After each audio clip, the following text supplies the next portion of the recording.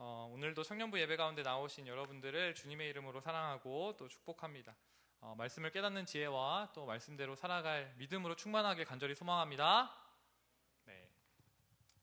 오늘은 우리가 그가 누구인지 알았더라면 이라는 제목으로 함께 하나님의 말씀을 나누고자 하는데요. 이번 한 주 동안 우리가 누가복음의 말씀을 묵상했습니다. 누가복음의 말씀을 묵상하면서 누가복음에는 특별히 예수님과 대립하는 사람들이 자주 등장합니다. 예수님과 대립하는 바리새인들, 율법학자들이 많이 등장하는 거죠. 바리새인들은 예수님께서 행하시는 기적은 보이지도 않고, 그리고 예수님께서 말씀하시는 그 죄사함의 내용에 대해서 비난하는 사람들이었습니다. 왜냐하면 죄사함은 오직 하나님만 가능하신 건데 인간 주제에 어떻게 죄를 사할 수 있느냐라면서 예수님을 비난했습니다.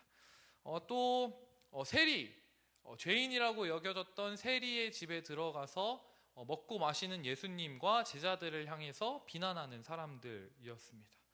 그리고 제자들이 금식하지 않고 먹고 마신다라고 하면서 자신들은 금식하는데 왜 너희들은 금식하지 않느냐라고 비난했습니다. 안식일에 병을 고치는 것 가지고도 시비를 걸고요. 또 고발할 증거들을 찾고 그것들로 예수님을 비난할 거리들을 찾는 사람들이 누가복음에 등장하는 바리새인들입니다. 그리고 오늘 본문에도 바리새인 한 명이 나오는데요. 그는 시몬이라는 이름을 가진 사람입니다.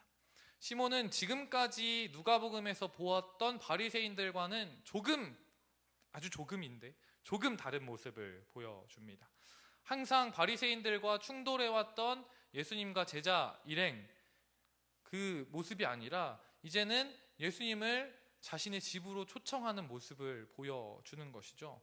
이것은 어찌 보면 파격이라고 할 수 있습니다. 그러니까 바리새인 시몬은 무작정 예수님과 제자들을 미워하고 싫어하기보다는 내가 그를 초청하고 그들을 먼저 품고 그가 어떤 분인지 먼저 알고 확인하고 싶었던 마음이 시몬에게 있었던 것 같습니다. 예수님께서 그동안 전했던 그 말씀들을 본인이 들어보니 이 시몬의 마음을 움직였던 것일 수도 있고요. 예수님이 행하신 기적들을 보았을 때 그가 혹시 바리새인들은 그렇다고 생각하지 않지만 혹시 그가 하나님께서 보내신 선지자가 아닐까라는 그러한 기대와 어떤 의문들이 시몬에게 들었던 것이죠. 그래서 시몬은 참지 않고 예수님을 초청하는 것입니다. 내가 눈으로 직접 봐야 알겠다라는 것이죠. 그러한 바리새인들이 꽤 있었을 수도 있지만 실제로 그 예수님을 초청하는 바리새인들은 거의 없었습니다. 그리고 오늘 시몬이 등장하는 겁니다. 예수님에게 호의를 가지고 있었을 것이라고 추측할 수 있는 부분이 두 가지 있는데요. 우선 그는 예수님이 적어도 선지자일 수 있진 않을까라는 생각을 했다라는 거죠. 예수님이 했던 모습들 그리고 전하시는 말씀들을 들어봤을 때 그도 하나님이 보낸 선지자인지는 모르겠지만 그 메시아인지는 모르겠지만 선지자 중에 한 명일 수는 있겠다라고 말했다라는 것이죠. 그리고 또 한 가지는 시몬이 예수님을 부르는 호칭에 드러납니다. 그는 예수님께 선생님 말씀하소서라고 말하면서 깍듯이 예의를 갖추어서 선생님이라고 호칭합니다. 물론 이게 입바른 소리일 수도 있지만 적어도 예수님을 선생님이라고 부르는 것을 보았을 때 어느 정도 호의가 있었다라는 것이죠. 예수님과 대척점에 있어서 예수님을 그저 까내리려고 하는 사람은 아니었다라는 말입니다. 바리새인의 신분으로 예수님을 자신의 집에 초청하는 것은 사실 쉬운 일은 아니었을 것입니다. 동료 바리새인들의 눈총도 받았을 것이고요. 율법 교사들이 그 바리새인을 배척할 수 있었기 때문입니다. 그럼에도 불구하고 그는 예수님을 직접 초청합니다. 그리고 그 집에는 다른 사람들도 많이 있었던 것 같습니다. 예수님의 일행만 초청한 것이 아니라 잔치처럼 그 집에 많은 사람들이 초청되어 왔다라는 거죠. 이 집에 초대된 많은 바리새인들과 율법 교사들은 어떤 눈으로 봤겠습니까? 시몬도 안 입고 시몬의 초청을 받고 들어온 예수님도 안 입고 왔겠지요. 그래서 예수님께 많은 질문을 하고 시험하고 또 흠결을 찾고자 노력했을 것입니다. 그런데 여기에서 이 잔치집의 분위기를 흐려버리는 한 여인이 등장합니다. 그녀는 동네에 잘 알려진 여자였습니다. 뭐라고 알려졌냐? 죄인이라고 알려진 여자입니다. 그저 죄인 취급을 당하던 억울하고, 그러니까 취급을 당하던 억울한 그 비련의 여주인공이 아니라 진짜 죄인, 누구나 죄인이라고 말하는 그러한 여자였다라는 것이죠. 누가복음은 그녀를 죄를 지은 한 여자라고 규정하면서 죄인으로 칭하는 것이 마땅하다라고 확인해주고 있습니다. 이 여자는 당연히 초대받지 못한 손님으로 이 집에 들어와 있었을 것입니다. 당시에는 잔치가 열리면 초대받든지 초대받지 않든지 그 집에 들어와서 메인 식탁에는 아니지만 그래도 멀찍이 앉아 그 대화를 듣고 그 초대에 참석하는 것이 일반적인 일이었다라고 합니다.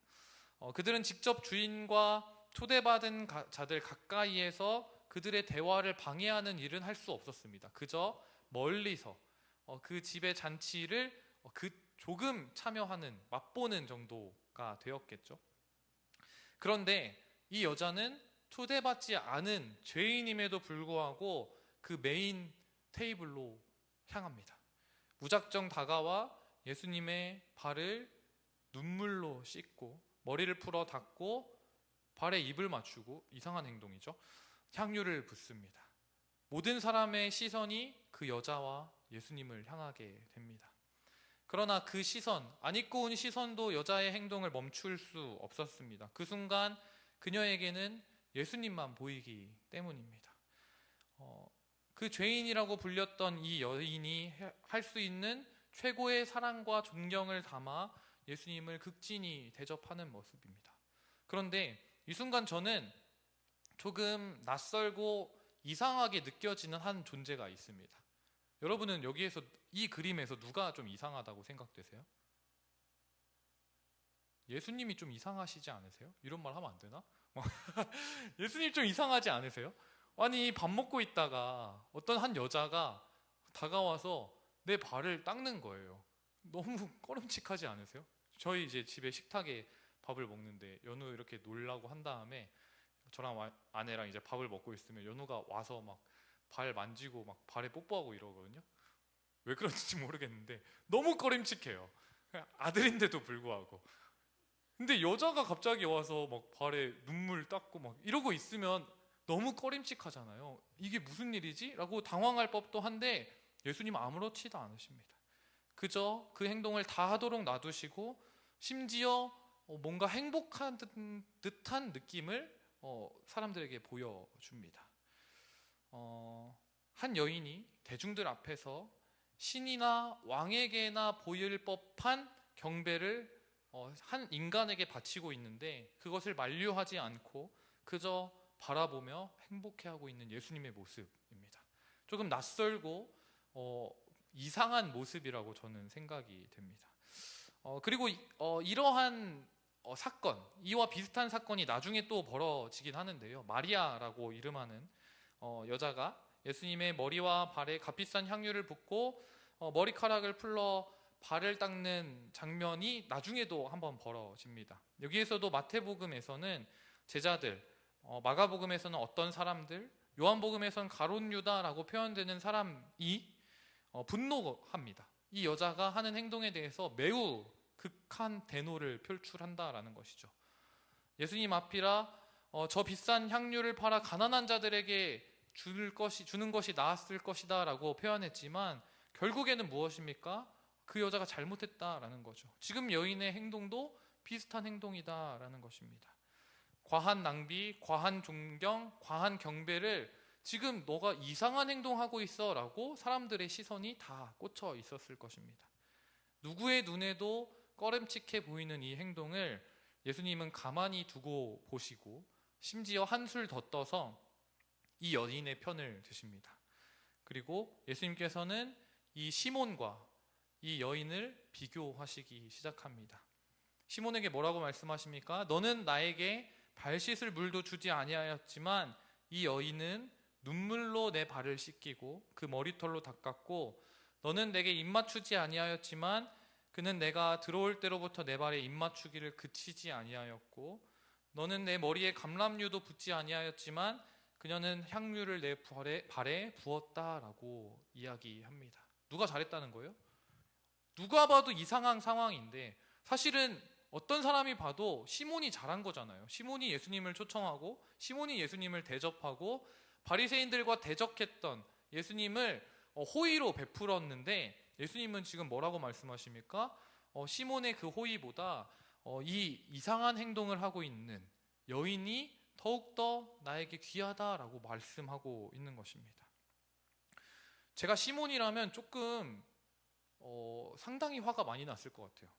왜냐하면 나는 예수님을 그래도 호의로 대했는데 내가 다른 바리새인들처럼 예수님 배척하지 않고 예수님 초청해서 이야기도 드려보고 예수님이 진짜 선지자인지 알아보려고 한 건데 어떻게 이렇게까지 하지? 라고 생각이 들었을 것 같고 시몬은 여기서 한 가지 더 생각합니다. 누구나 다 저 여인이 죄인이라고 알고 있기 때문에 예수님도 만약에 예수님이 진짜 선지자라면 하나님이 보내신 선지자라면 저 여인이 죄인인 것을 아시고 저 죄인을 또 쫓아보내겠지라고 생각했습니다. 그런데 시몬의 예상과는 전혀 다른 일이 지금 벌어진 것이죠. 저는 제가 시몬이라면 그렇게 생각했을 것 같아요. 예수님 저런 취향이신가? 라고 생각했을 것 같아요. 예수님 저런 여자를 좋아하시는 건가? 저런 더럽고 추한 죄인을 좋아하시는 건가? 라고 생각했을 것 같습니다. 저런 대접과 저런 경배, 저런 사랑을 받기 원하시는 분인가? 라고 생각했을 것 같습니다. 그리고 예수님께 정말 실망했을 것 같아요.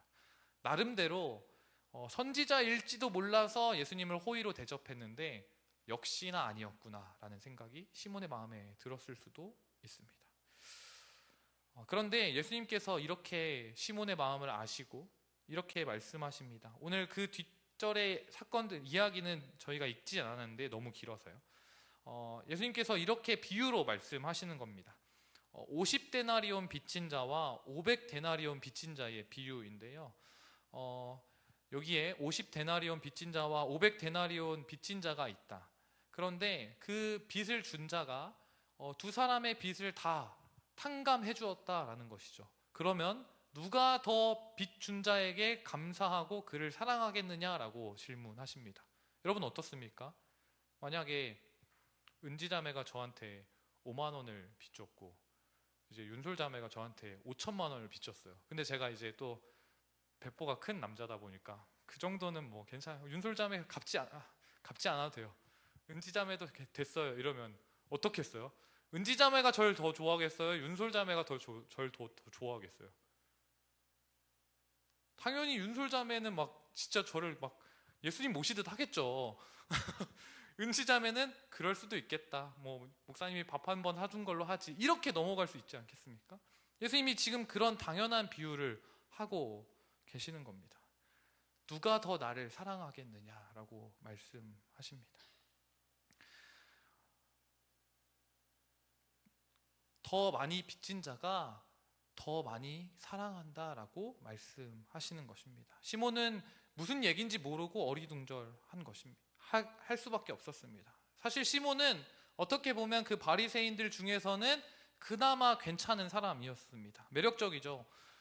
요즘처럼 끼리끼리 문화가 강한 그러한 사회 가운데 묻고 따져보지도 않고 예수님을 배척했던 바리새인들과는 달리 예수님을 조금 더 깊이 알아보려고 노력했고 그에게 호의를 베풀었던 사람입니다. 반면 이 여자는 어떻습니까? 음울한 분위기가 가득한 그 여자, 그냥 예수님 뒤편에 와서 눈물을 뚝뚝 흘리던, 머리를 풀어헤치고 그 동네 사람들 전부가 죄인이라고 손가락질했던 그 여자, 사람들이 보기에는 누가 봐도 시몬이 더 의롭고 더 존귀한 자라고 생각했을 것입니다. 그런데 예수님께서 보신 것은 그들의 마음입니다. 겉으로 보기에는 근사해 보이는 태도와 중립적인 처세, 열린 생각 따위가 아니라 마음이 가난한, 심령이 가난한 그 여인의 마음을 보셨다라는 것이죠.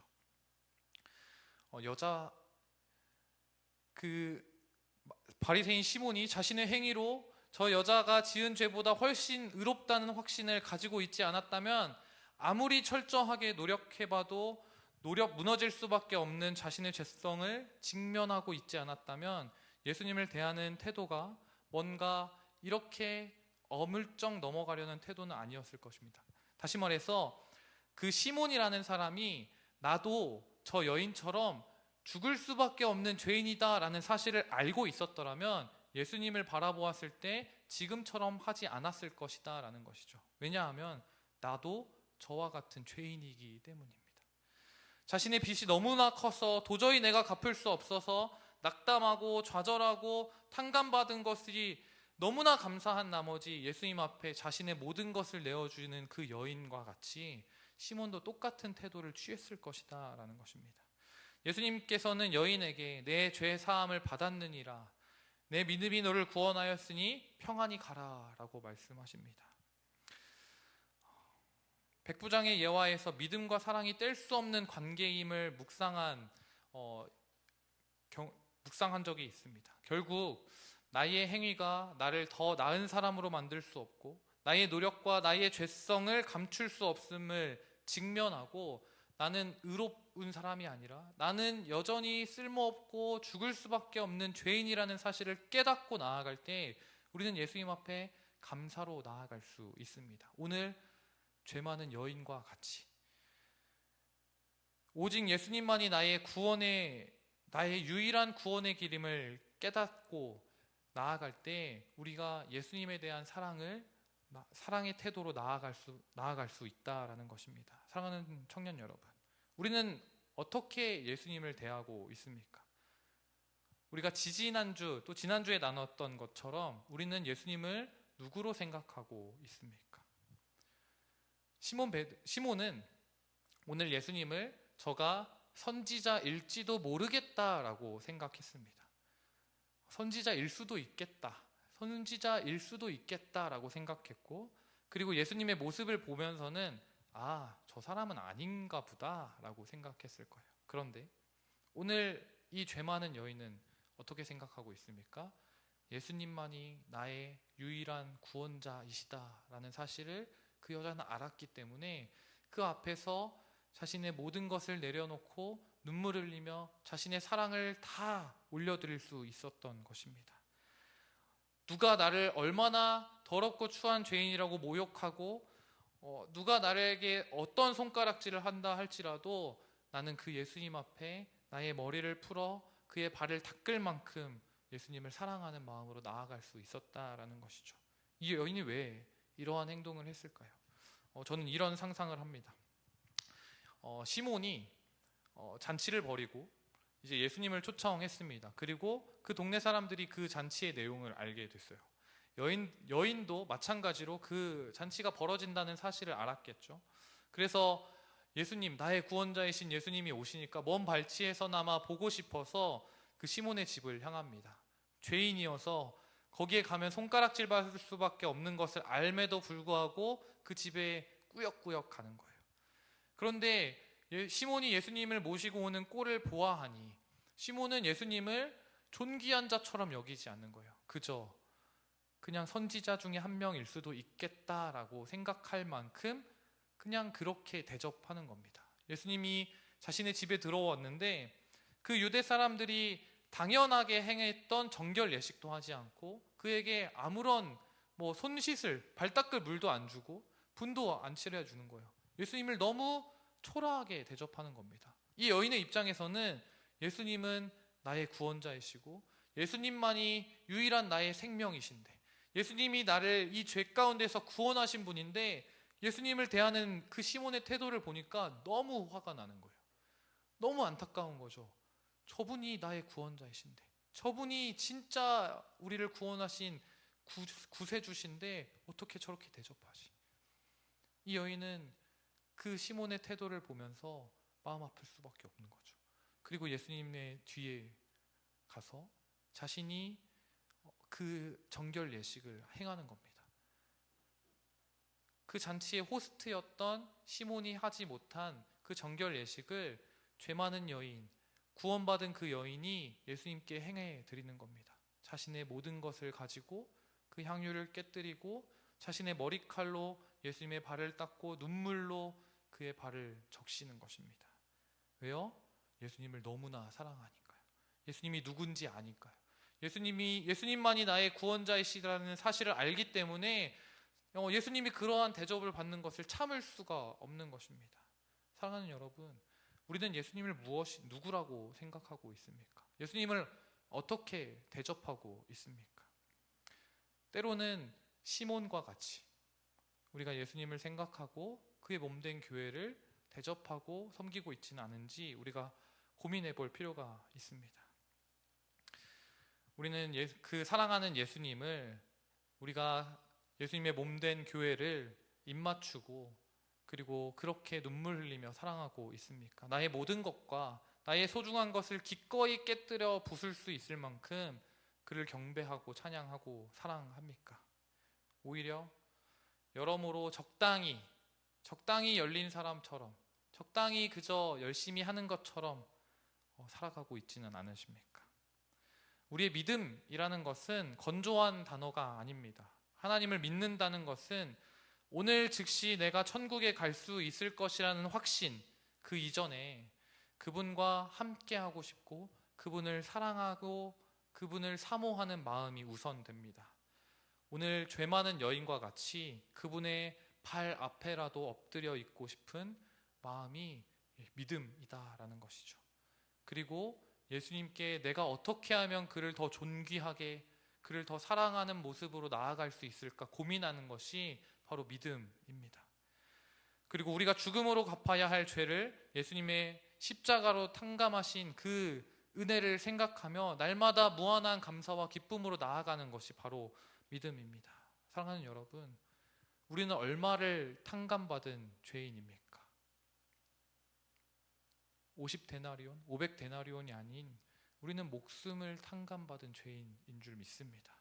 우리의 영혼을 구원하신 분 예수 그리스도, 그 죄를 용서하신 그 예수 그리스도, 우리가 그를 얼마나 사랑해야 할지 고민하길 간절히 소망합니다. 내가 오늘 얼마나 큰 죄인인지, 나를 사랑하시는 그 하나님의 그 사랑, 예수 그리스도의 그 사랑이 얼마나 큰지 알 때에 우리는 오늘 비로소 눈물로, 엎드림으로 우리의 삶의 전부를 주님 앞에 드릴 수 있게 되는 것입니다. 예수님을 믿으십니까? 엄중한 질문입니다. 어떻게 믿고 계십니까? 예수님을 누구라고 생각하십니까? 우리는 정말 예수님께서 나를 대신해 죽으시고 십자가에 못 박히시고 정말 구역질 나는 나의 더러운 마음과 행동, 태도를 다 하나님께서 눈 감아주시고 탕감해 주셨다는 사실을 믿으십니까? 그걸 믿는다면, 정말로 내가 죄인이다라는 사실을 깨닫고 그 나의 죄가 얼마나 큰지, 그 죄를 다 사하신 분이 예수 그리스도라는 사실을 믿는다면 우리의 태도는 바뀌어야 합니다. 시몬과 같이 그저 예수님을 선지자 중에 한 명, 의로가 아니라 예수님만이 나의 구원자이시고 예수님만이 나를 살리시는 참 하나님이심을 우리가 믿고 그분에게 우리의 모든 삶을 올려드려야 한다라는 것입니다. 믿음은 우리의 확신의 문제가 아닙니다. 시몬과 죄 많은 여인 중 우리의 모습은 누구와 같습니까? 물도 내어주지 않고 그저 선지자 중에 한 명이구나, 저 예수님 사랑해요, 입으로만 말하는 시몬의 모습은 아닌지 우리가 되돌아볼 기를 간절히 소망합니다. 오늘 등장한 이 죄 많은 여인은 36절에 등장해서 50절까지 한마디도 하지 않습니다. 그냥 예수님을 사랑한다조차도 말하지 않아요. 그냥 행동하는 겁니다. 눈물로 예수님께 입맞추고 자신의 가장 귀한 향유를 깨뜨리고 예수님께 진짜 사랑의 모습을 보여주는 것입니다. 하나님을 향한 절절한 믿음의 모습을 하나님께 행동으로 보여준다라는 것입니다. 사랑하는 청년 여러분, 하나님 사랑하십니까?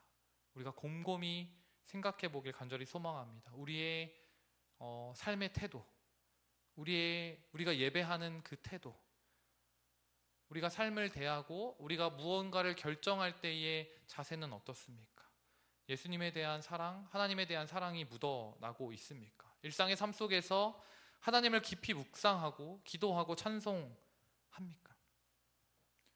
우리의 삶에 진정으로 하나님을 향한 사랑이 있습니까? 오늘 이 여인과 같이 그 발치에라도 앉아서 주님께 경배하고 싶은 마음이, 그러한 갈급함이 우리에게 있습니까? 여러분의 행동을 지적하고 싶은 것이 아닙니다. 그러나 오늘 우리가 시몬과 같이 살면서 그저 예수님을 잘 믿고 있다, 예수님 멋진 분이지, 선지자 중 한 명이지 라고 그렇게 살아가면서 예수님 잘 믿고 있다라고 착각한다면 큰 문제가 있는 것입니다. 만약 우리가 하나님을 사랑하지 않는다면 우리는 아직 하나님의 사랑을 모른다라는 그 증거일 것입니다. 하나님의 사랑을 모른다는 건 우리가 얼마나 큰 죄인인지 모른다라는 것입니다. 이 시간 우리의 신앙의 시작으로 돌아가길 간절히 소망합니다. 먼저는 나의 죄에 대한 자각이 필요합니다. 오늘 시몬의 모습과 같은 의로운 모습이 아니라 내가 얼마나 죄인인지를 깨닫길 간절히 소망합니다. 바리새인들과 같이 나의 의로움으로 그저 예수님을 내 삶에 잠시 초청해서 예수님께 나의 호의를 보여드리고 그저 나의 삶의 일부를 주님 앞에 내어드리는 수준에서 끝나는 것이 아니라 나의 죄에 대한 자각을 통해 내가 얼마나 죄인이고 나의 죄를 사하여 주시는 그 예수님의 은혜가 얼마나 커다란 것인지 깨닫게 될 때 우리는 이 여인과 같이, 죄 많은 여인과 같이 자신의 삶 전부를, 사람들이 아무리 손가락질한다 할지라도, 사람들이 아무리 나를 배척하고 나에게 비난한다 할지라도 우리의 예수님을 향한 그 사랑의 태도를 멈추지 않을 것입니다. 사랑하는 여러분, 정말로 예수님을 사랑한다면 이제는 행동해야 합니다. 예수님 앞에 눈물로 나아가고 예수님 앞에 나의 일부가 아니라 나의 삶 전부를 올려드리는 것입니다. 우리가 거기서부터 다시 우리의 믿음을 점검하는 우리가 되길 간절히 소망합니다. 정말로 내가 죄인임을 깨닫고 정말로 내게 있는 그 죄악 가운데 주님께서 나를 구원하셨음을, 나의 그 더럽고 추한 죄 가운데 주님이 나를 구원하셨음을 깨닫고 나아갈 때 오늘 주님의 그 모습 앞에 우리는 날마다 엎드려질 수밖에 없는 것입니다. 이 일은 분명히 성령 하나님께서 이루시는 일입니다. 그리고 우리가 기도로, 예배로, 말씀으로 나아갈 때 성령 하나님께서 우리 안에서 일하실 줄 믿습니다. 우리가 날마다 주님 앞에 주님께 결코 나는 사랑받을 수 없는 죄인이었으나 예수께서 나를 사랑하셔서 나의 죄를 사하셨다라는 사실을 깨닫고 정말로 주님께 우리의 삶을 올려드리는 저와 여러분이 되길 간절히 소망합니다. 이 사랑을 깨닫고 우리 역시 예수님의 발치에서 날마다 주님을 경배하며 세상 사람들은 나를 비난할지라도, 세상 사람들은 어떻게 저렇게까지, 어떻게 저렇게 과한 경배, 과한 예배, 과한 찬양 이렇게 말한다 할지라도 우리는 받은 은혜가 너무 커서, 나의 죄를 사하신 그 주님의 사랑이 너무나 커서 주님 앞에 아무것도 신경 쓰지 않고 최고의 찬양, 최고의 예배, 우리의 삶 전부를 올려드리는 저와 여러분이 되길 간절히 소망합니다. 예수님께 나의 가장 귀한 것을 드리는 주님의 자녀들로 살길 간절히 축복합니다. 우리 함께 찬양하고 예배를 마치겠습니다. 그 사랑이라는 찬양입니다.